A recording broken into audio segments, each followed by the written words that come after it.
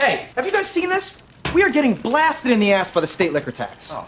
Blasted in the ass? Mac, we have the same conversation every year. There's nothing you can do about taxes. You guys might want to think about voting every once in a while. What has voting ever done? Why are you coming down? Voting? Who am I supposed to vote for? Am I supposed to vote for the Democrat who's going to blast me in the ass, or the Republican who's blasting my ass? Politics is just all one big ass blast. You're gonna hit your ass blast. Nationwide ass blasting. No more. You guys are such morons. If you knew anything at all about politics, you would know that that is not true. Deandra, it's just some jerk getting into office so he can get out for the payday. Right, the guy's running for office. He's what payday? I see it every year. I mean, some clown runs for office, drops out of the race, and gets a big chunk of dough. I mean, you have to be a real low-life piece of shit to get involved in politics. The Sanders Lake house, we've got to go to this, $600,000 for a third house. You've got to admire, Tom, that kind of socialist. I mean, really. I mean, he's embracing something that you would have thought would have been alien to him. Well, no, it's not out of the ordinary. All great socialists have a third house. Stalin had one. John Lott, I believe, had a third house. Russell Brand, they all have 3 houses. You don't belong here, Stan.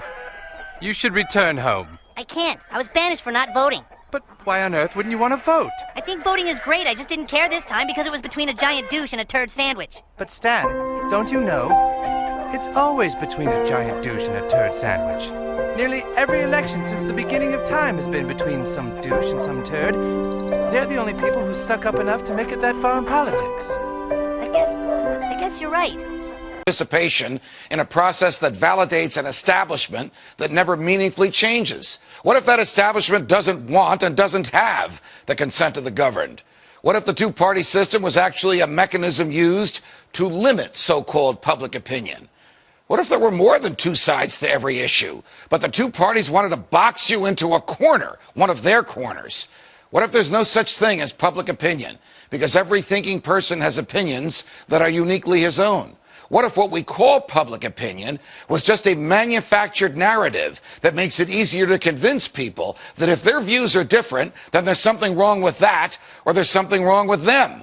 Need a formal conspiracy when interests converge. These people went to the same universities and fraternities. They're on the same boards of directors. They're in the same country clubs. They have like interests. They don't need to call a meeting. They know what's good for them, and they're getting it. And there used to be 7 oil companies. There are now 3. It will soon be 2. The things that matter in this country have been reduced in choice. There are 2 political parties. There are a handful of insurance companies. There are about 6 or 7 information things. But if you want a bagel, there are 23 flavors because you have the illusion. You have the illusion of choice. Right.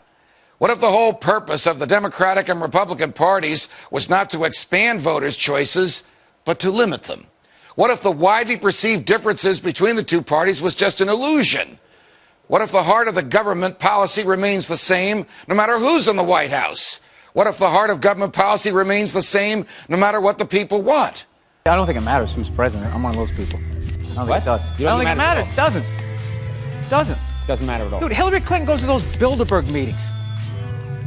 It's like the Illuminati stuff, right? She probably hooked up with some guy wearing like a goat's head, and then she goes out on TV and she's talking to people who drive snowplows like she can relate to. What if both parties just want power and are willing to have young people fight meaningless wars in order to enhance that power?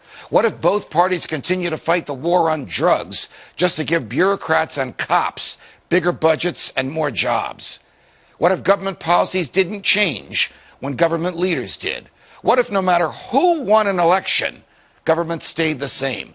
What if government was really a revolving door for political hacks bent on exploiting the people once they're in charge? I was a businessman. I give to everybody. When they call, I give. And you know what? When I need something from them, 2 years later, 3 years later, I call them. They are there for me. So and that's a broke. Where you've got multiple parties now. Until we get there, isn't it danger? Aren't you basically voting for Mitt Romney this year? Me? No, absolutely not. I'm not doing that in any way, shape, or form. I will continue. I've never voted. I voted for John Anderson back in 1980. I've never voted for a Democrat or Republican. I despise both parties equally. They've both been bought off by bribery, and they will never get my vote. What if both parties supported welfare, war, debt, bailouts, and big government? What if the rhetoric that candidates displayed on the campaign trail was dumped after electoral victory? What if Barack Obama campaigned as an anti-war, pro-civil liberties candidate and then waged senseless wars while assaulting your rights that the Constitution is supposed to protect? What if George W. Bush campaigned on a platform of non-intervention and small government and then waged a foreign policy of muscular military intervention and a domestic policy of vast government borrowing and growth? What if Bill Clinton declared that the era of big government was over, but actually just convinced Republicans like Newt Gingrich that they can get what they want out of big government too? What if the Republicans went along with it? What if Ronald Reagan spent 6 years running for president, promising to shrink the government, but then the government grew while he was in the White House? What if, notwithstanding Reagan's ideas and cheerfulness and libertarian rhetoric, there really was no Reagan revolution at all? I'm not here to talk about plans to deal with this till 2017. I'm saying we've got a real problem, and I'm tired of Republicans and Democrats who either want Republicans who want to burn the place to the ground, and Democrats, with all due respect, who want to offer a plan that gets it through their end of their second term of their presidency and then screws me and my kids when it's over. And until we do that, we have to deal with the extraction that is at foot. It is the reason the financial markets are behaving the way they're behaving. That is a mathematical fact. This is not some opinion. This is a mathematical fact. Tens of trillions of dollars are being extracted from the United States of America. Democrats aren't doing it. Republicans are not doing it. An entire integrated system, financial system, trading system, taxing system that was created by both parties over a period of 2 decades is at work on our entire country right now. And we're sitting here arguing about whether we should do the $4 trillion plan that kicks the can down the road for the president for 2017 or burn the place to the ground, both of which are reckless, irresponsible, and stupid. I've been coming on TV for 3 years doing this, and the fact of the matter is that there's a refusal on both the Democratic and the Republican side of the aisle to acknowledge the mathematical problem, which is that the United States of America is being extracted. It's being extracted through banking, it's being extracted through trade, and it's being extracted through taxation. I'd like to go to the people of the United States of America and say, people of the United States of America, your Congress is bought. Your Congress is incapable of making legislation on health care, banking, trade, or taxes, because if they do it, they will lose their political funding and they won't do it.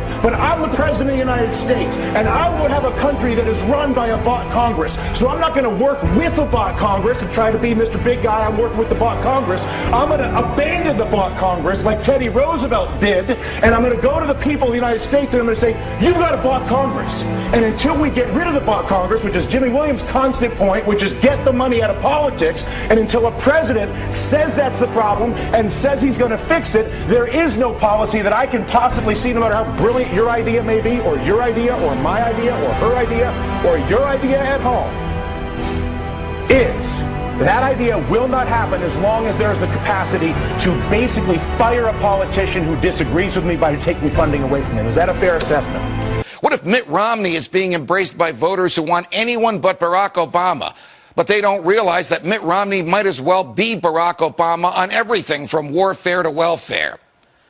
What if Ron Paul is being ignored by the media, not because, as it claims, he's unappealing or unelectable, but because he doesn't fit into the pre-manufactured public opinion mold used by the establishment to pigeonhole the electorate and create the so-called narrative that drives media coverage of elections? You mentioned earlier that you were a member of Congress from 1977 until 1985 as a Republican. Right. Why did you switch? Well, it was out of the frustration that government never got smaller. If you look at the Republican platform in 1980 under Ronald Reagan and the enthusiasm generated in 1980 that something would change, it's awful disappointing to look 3 or 4 or 5 years later and find out that not only did things not get smaller, they got much bigger faster. And we can support this by looking at taxes. You know, they claim taxes went down under Ronald Reagan, but they were raised 6 times under Ronald Reagan as well. And the deficit exploded. The national debt went from less than $1 trillion to over $3 trillion in that decade. Government debt is growing at 13.9%. per year. So it's awful frustrating to endorse the same old parties, Republicans and Democrats, and never see significant change. Some would argue, well, Democrats at least stand up for civil liberties and they stand up for a foreign policy of less intervention overseas.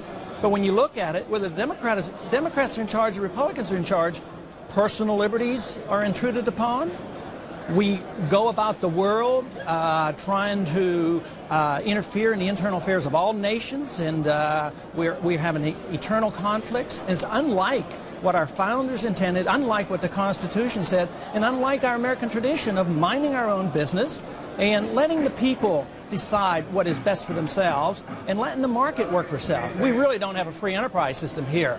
Many libertarians are encouraged very much by what's happening in Eastern Europe, the total rejection of centralized planning. Yet today we read in the newspaper our Secretary of Agriculture deciding how many acres of corn should be planted next year. It's absurd.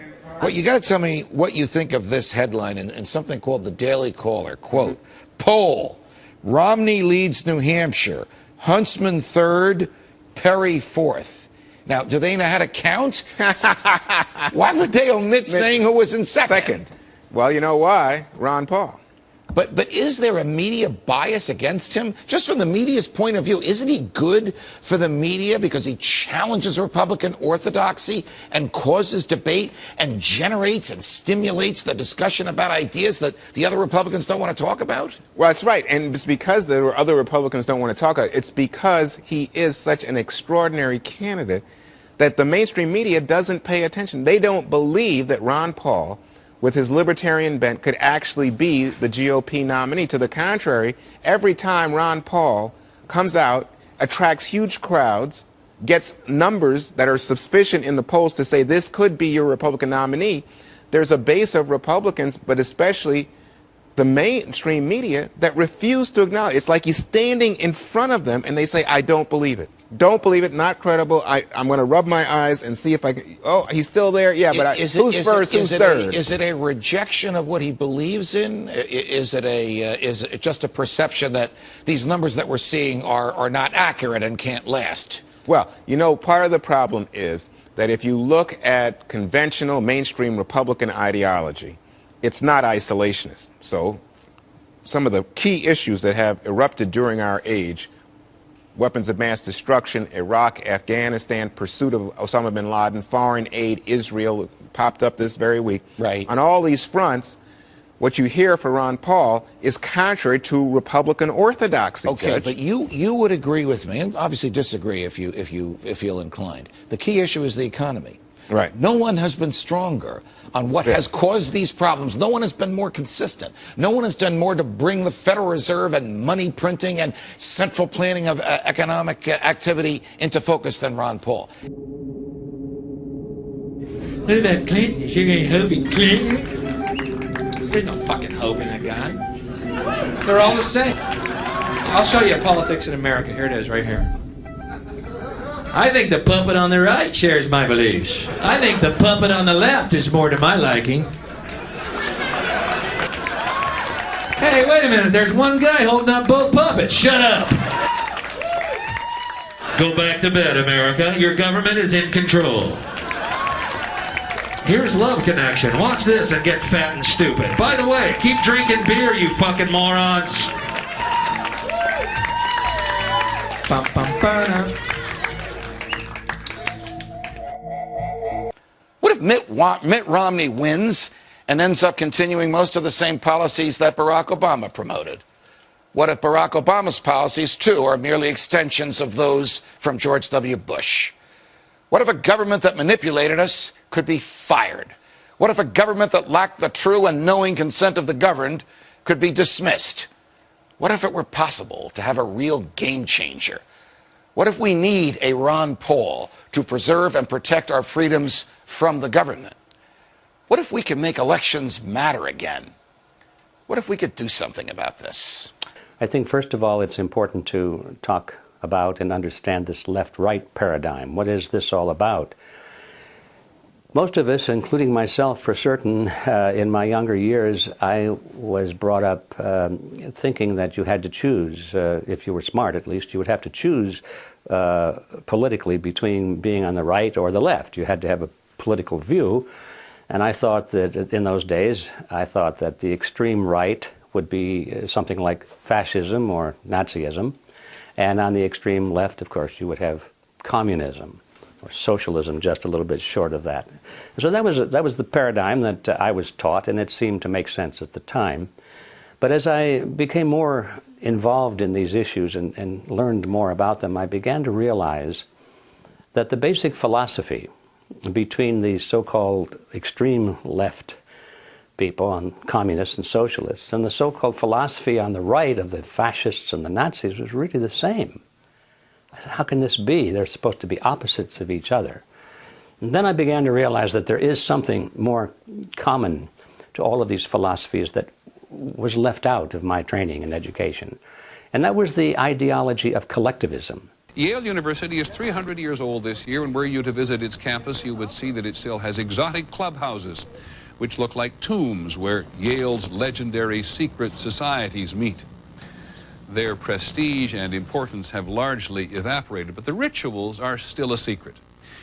And so when we heard that some enterprising characters had managed to spy on the famous Skull and Bones Society, well, we couldn't resist. Here's ABC's Dan Harris. The videotape provides a grainy glimpse into what appear to be the initiation rituals of a secret society that's been around since 1832, whose members have gone on to be leaders of Wall Street and the White House, the Senate and the Supreme Court. They're sort of trying to scare the initiates, make them, disorient them, frighten them. New York Observer investigative reporter Ron Rosenbaum accompanied a team of Yale students who shot these pictures 9 days ago. Rosenbaum's curiosity about Skull and Bones was permanently piqued when, as a classmate of George W. Bush, he lived right next to the tomb. What they captured, they say, was initiates, known as neophytes, being forced to kiss a skull, then members performing a mock killing. It may look like your average fraternity nonsense, but Rosenbaum says it's not. Even though it may seem silly to us, it seems to mean something to them, and you can't argue with the success of Skull and Bones. True. Famous alums include senators John Kerry and John Chafee, to name two, cabinet secretaries such as Averell Harriman, and 3 presidents, William Taft, George Bush, and George W. Bush, who's been reluctant to talk about Skull and Bones. Does it still exist? The thing is so secret that I'm not even sure it still exists. You both were members of Skull and Bones, a secret society at Yale. What does that tell us? Not much, because it's a secret. Is there a secret handshake? Is there a secret code? I wish there were something secret I could manifest. 322, a secret number? There are all kinds of secrets, Tim, but one thing is not a secret. I disagree with this president's direction that he's taking the country. We can do a better job, and I intend to do it. You were both in Skull and Bones, the secret society. It's so secret we can't talk about it. What does that mean for America? The conspiracy theorists are going to go I'm on. sure they are. I don't know. I haven't seen the web. Number 322? First of all, he's not the nominee. And, look, I look forward... Are you prepared to lose? No, I'm not going to lose. And I realized that communism and fascism, the so-called opposites, are merely variants of collectivism. They're the same thing. And they believe that the group is more important than the individual, for example. And the individual must be sacrificed, if necessary, for the greater good of the greater number. They believe that the state should be all-powerful and that the people should obey the state for the greater good of the greater number and all of that sort of thing. So last September 17th, I became the first journalist in U.S. history to go to the U.S. National Archives and the Library of Congress and pore over the thousands of pages of documents in both places to prove beyond a shadow of a doubt or any refutation of the facts that Prescott Bush, the grandfather of George W. Bush, and George Herbert Walker, his maternal great-grandfather for whom his daddy is named, were Nazi traitors to the country who should have been tried for treason. 2 weeks ago, in early August, a major world newspaper, The Guardian of London, finally got on the story internationally, and they flew a renowned reporter of theirs named Duncan Campbell over to Washington to take me back to the archives and Library of Congress so that they could verify that these explosive documents were real and I didn't have forged copies. Prescott Bush was the grandfather of George W. Bush and the father of George Herbert Walker Bush, and George Herbert Walker Bush is named for his father-in-law, George Herbert Walker. Prescott Bush graduated from Yale in 1917 and was in Skull and Bones with E. Roland Harriman, who was the younger brother of W. Averill Harriman. The Bush family really had nothing going. They were essentially social climbers and opportunistic people. They believe that rights are granted by the state. They're not part of the human being. They're not God-given. They're not entrenched in his body and soul. They have to be granted by the state. All of these things, and you look at them one by one, communists and fascists and Nazis and socialists, they all believe that. So wherein lies the conflict, you see? And I began to question that. And I realized that it's partly a trick. In fact, I think it's a huge trick. It's a great scam because people even today are thinking that they have to choose between the right or the left, not realizing that no matter which way they go, they've accepted basically the same ideology underneath. And George Herbert Walker, as all fathers do when their daughter's going to marry someone, said in his heart, you know, it's not an appropriate thing socially that my daughter marry a tire salesman. So he brought Prescott Bush first into Brown Brothers Harriman and then Union Banking Corporation. In actuality, it was anything but a bank. It was essentially a Nazi money laundering operation that had a lot of tentacles into a lot of different other businesses. They owned a shipping line called Hamburg American Line, for example, which was the first Nazi front business seized, although the line was no longer operational in 1942. In the early 1930s, it transported Nazi spies into the U.S., and then their promotional ads offered cash rewards to any American citizens who would go back on Hamburg American lines and proselytize for Hitler. 8 months after the U.S. had entered the war, the New York Herald Tribune ran a front-page article, Hitler's Angel has $3 million in U.S. bank.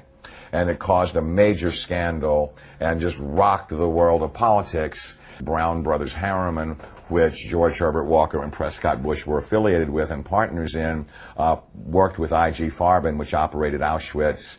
Prescott Bush, he did a number of things that were not only anti-American, but were pro-Hitler, and he did all that he could to proselytize for Hitler and the rise of his Third Reich, because the largest client, Fritz Thyssen, of his patron, W. Averill Harriman, dictated what kind of behavior he would practice to enhance his own career. Now, it's true that the leaders of these groups, like the Stalins of the world and the Adolf Hitlers of the world and the Mao Zedongs of the world and so forth, the leaders of these groups on left and right will fight each other, and they will go to war with each other, and there will be tremendous battles, as we saw in World War II, for example. But what are they fighting over? Ideology? Not at all, because they agree on ideology. What they're fighting over is dominance. Who is going to rule? That's all they're fighting over. And once you get that picture historically, it's not too difficult to see that that's the same thing going on even today. Here's the deal. I am an alternative grassroots radio host who is not part of the left-right paradigm. I don't let myself be put in a box. Okay? Now, it would appear that I'm allies with Rush Limbaugh, Glenn Beck, Michael Savage, and others right now because I'm opposing government takeover of health care, because I'm opposing the Copenhagen Global Carbon Tax Treaty, because I'm opposing everything Obama's doing. Limbaugh, Beck, and others aren't opposing Obama on the war. They're saying he's not doing enough. That then gives him left cover when the guy's actually the biggest defense budget ever, expanding all these wars that bankrupt our country and destroy our security. In the left-right paradigm, you've got the left on one end and you've got the right on the other end. Okay? You've got the left on one end, you've got the right on the other end, and they keep everybody contained within this system. I am outside of this system. There are some truths within the left-right argument. But the main fight in the left-right argument is the Republicans and the Democrats, controlled by special interest, fighting with each other for control of the political system. And so when a Republican's in power, the government triples in size, and we launch all these wars, and we lose freedom.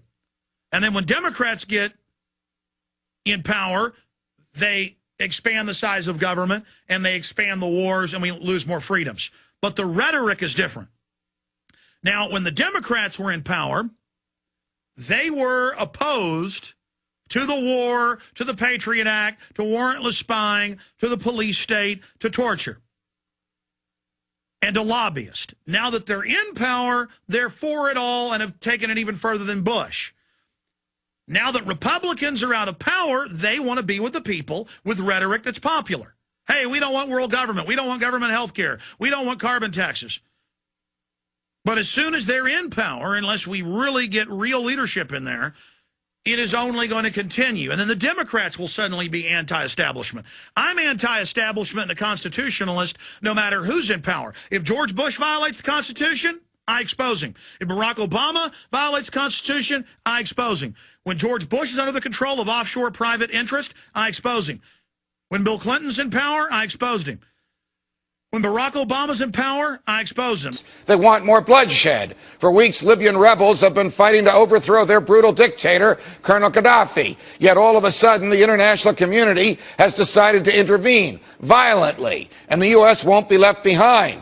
President Obama and Secretary of State Hillary Clinton have led us into a third unethical and non-defensive conflict, this one in Libya. This is unquestionable proof that when it comes to war, there is little difference between Republicans and Democrats. Both parties' leadership are power-hungry and bloodthirsty, as there is no logical, ethical, or reasonable argument, certainly no lawful argument, for our wars in Iraq, Afghanistan, and now Libya. All I'm saying is, in 3 years, when you get a Republican, you're going to hate me. A lot of you Republicans now love me. Just like Democrats liked me when Bush was in. And then when Republicans get in, you're going to hate me. Liberals hate me now. Conservatives love me. Folks, you got to grow up. I mean, come on. I mean, somehow you've got to grow up and get the facts. Somehow you've got to shout at the left-right paradigm. Please. I learned that I better get used to having to pick between a douche and a turd sandwich because it's usually the choice I'll have. He's going to vote! He's going to vote! He's going to vote! He's going to vote! Let's get out and vote. Let's make our voices heard. We've been given the right to choose between a douche and a turd.